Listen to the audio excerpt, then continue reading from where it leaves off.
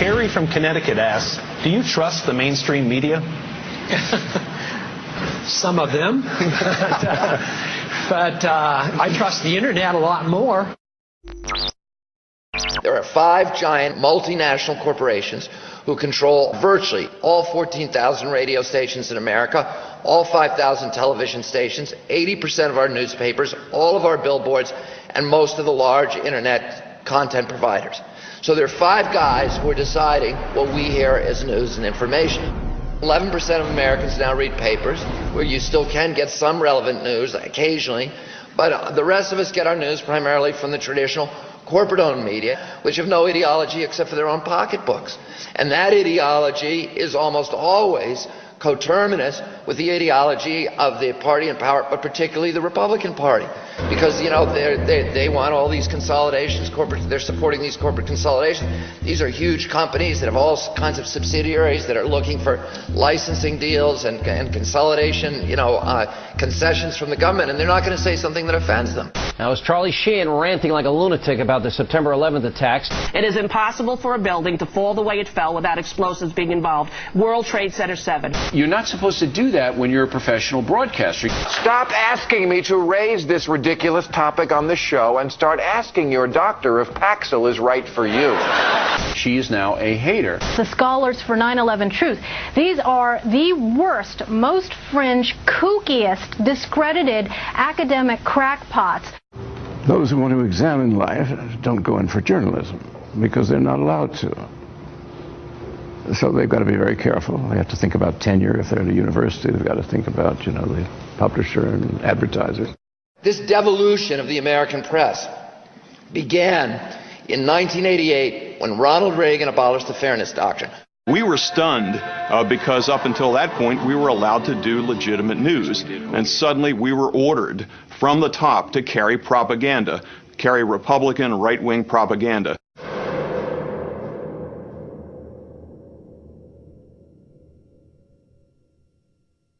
We expect every American to support our military, and if they can't do that, to shut up. The Iraqi regime continues to possess and conceal some of the most lethal weapons ever devised. We will in fact find weapons.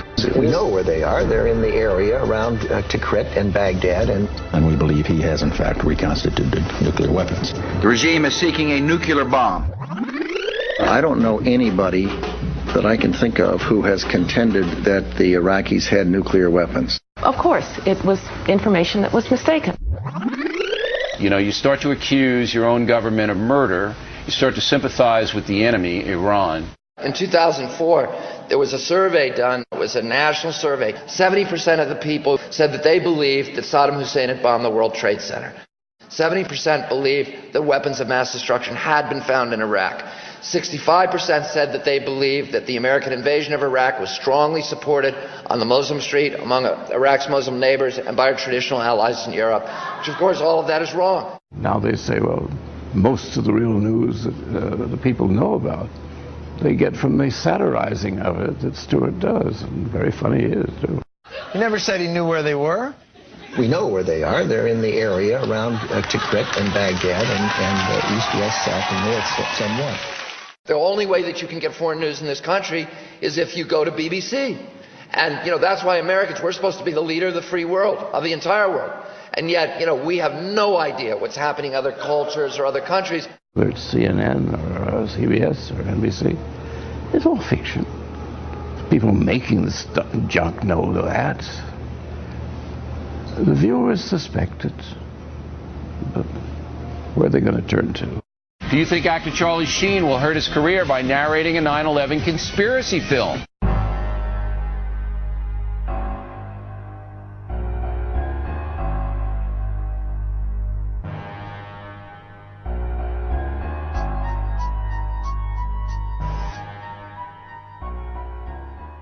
Again, I was on television saying that bin Laden's a CIA asset and looks like he'll attack New York.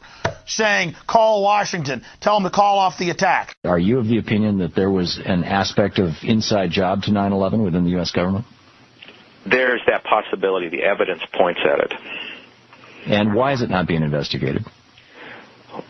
Why isn't the WMD story being investigated? Why isn't anybody been held accountable for 9/11? I mean, you know, why has there been no change of command? Why has there been no political repercussions?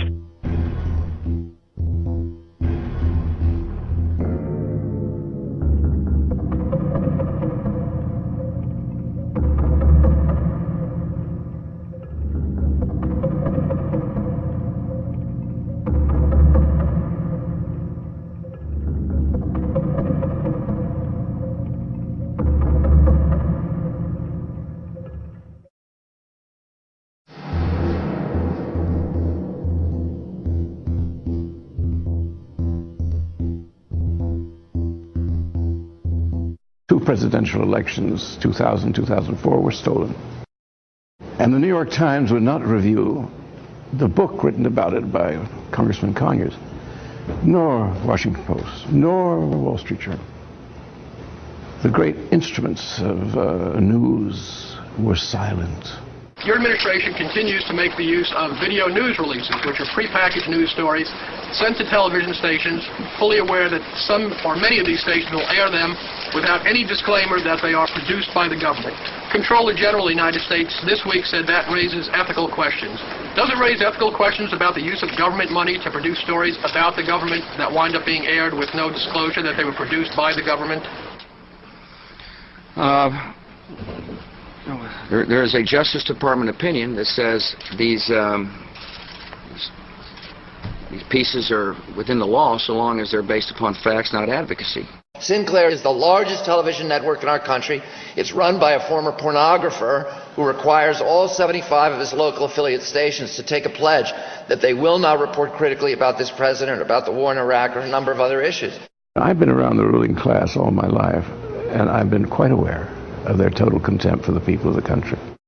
This tube can make or break presidents, popes, prime ministers. This tube is the most awesome goddamn force in the whole godless world. And woe is us if it ever falls into the hands of the wrong people.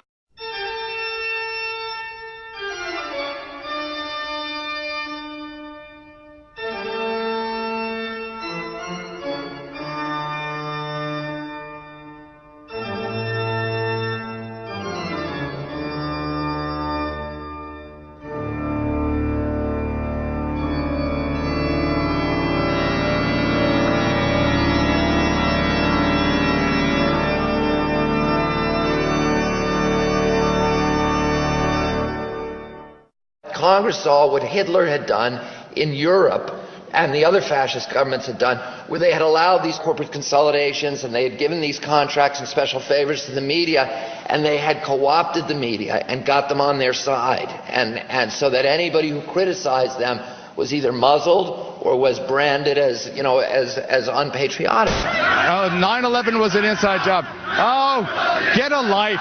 I think these demonstrators are all into restroom gay sex. I don't know, communist group, I don't know who the hell they are. But this anarchist group came forward. They really are one of the least attractive groups of demonstrators I've ever seen. The local stations ought to, if there's a deep concern about that, ought to tell their viewers what they're watching. Television is a goddamn amusement park.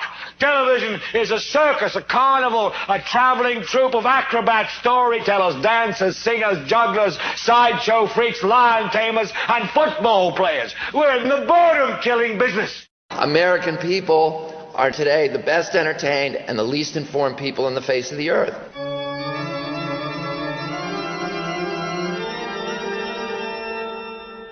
The principal problem with democracy, there's two big failures. One is all the corporate money that's going into our election process. And the second failure is that we have a negligent and indolent press in this country that has simply let down American democracy. So turn off your television sets. Turn them off now. Turn them off right now. Turn them off and leave them off. Turn them off right in the middle of the sentence.